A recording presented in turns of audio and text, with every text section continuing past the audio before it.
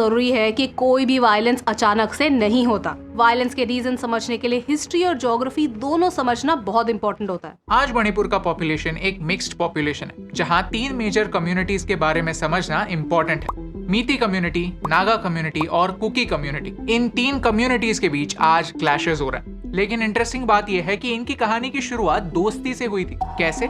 चलिए समझते हैं। बात है 1762 की, जब ब्रिटिश भारत में अपना कंट्रोल जमा रहे थे। तब मीटी कम्युनिटी के लोग मणिपुर में राज कर रहे थे और उन्हें दोनों साइड से खतरा था। नागा ट्राइब के लोग बॉर्डरिंग एरियाज में उन पर अटैक्स करते थे और म्यांमार यानी बर्मा से भी उनके राज पर हमला हुआ करता था। इनसे प्रोटेक्शन के लिए मणिपुर के राजा जयसिंह ने ब्रिटिशों के साथ एक डील की, उनसे प्रोटेक्शन में हेल्प मांगी। अब आप ही सोचिए, क्या ब्रिटिश खुद सूट बूट पहनकर मीती लोगों की मदद करने वाले थे?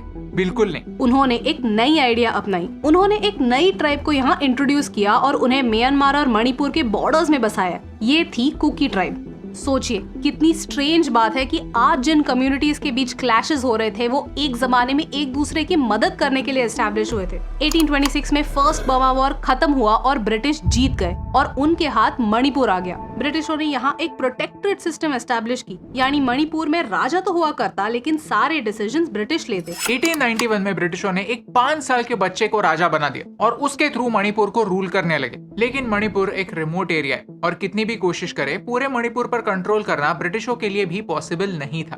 तो उन्होंने मणिपुर को बांट दिया। कुकी और नागा ट्राइब्स को मणिपुर के सेंटर से दूर फॉरेस्ट में पुश कर दिया और मीटी लोगों को सेंटर में रहने दिया। पहले वर्ल्ड वॉर के समय ब्रिटिशों को इंडियन सोल्जर्स की जरूरत थी और तब ब्रिटिश उन्हीं राजा महाराजाओं के पास जाने लगे जिन्हें उन्होंने गद्दी पर बिठाया था। यहाँ नागा ट्राइब ने ब्रिटिश आर्मी को ज्वाइन किया लेकिन कुकी ट्राइब ने नहीं। एज अ रिजल्ट ब्रिटिश ने इंडियन आर्मी को मणिपुर भेजा और उन्हें कुकी ट्राइब से लड़वाया। इससे कुकी ट्राइब फॉरेस्ट और हिली एरियाज में और अंदर चली गई। ये डिटेल्स इंपॉर्टेंट है क्योंकि आज मीटी ट्राइब के लोग सेंटर में है, अर्बन एरियाज में रहते हैं और इन टोटल मणिपुर के पॉपुलेशन का 53% बनाता है, लेकिन रहते सिर्फ 10% लैंड में ही है। On the other hand Kuki tribe के लोग 28% है और वो बाकी बचे 90% फॉरेस्ट लैंड में बिखरे हुए हैं। 1947 में जब भारत आजाद हुआ तो मणिपुर का फ्यूचर क्या होगा इस पर डिबेट शुरू हुई और वो आज के न्यूज रूम जैसी डिबेट नहीं थी, एक वायलेंट डिबेट थी। नागा ट्राइब के लोगों को अपना अलग देश चाहिए था, कुकी ट्राइब के लोगों को अलग देश नहीं लेकिन एक अलग स्टेट चाहिए था और मीटी लोगों को अपने आइडेंटिटी,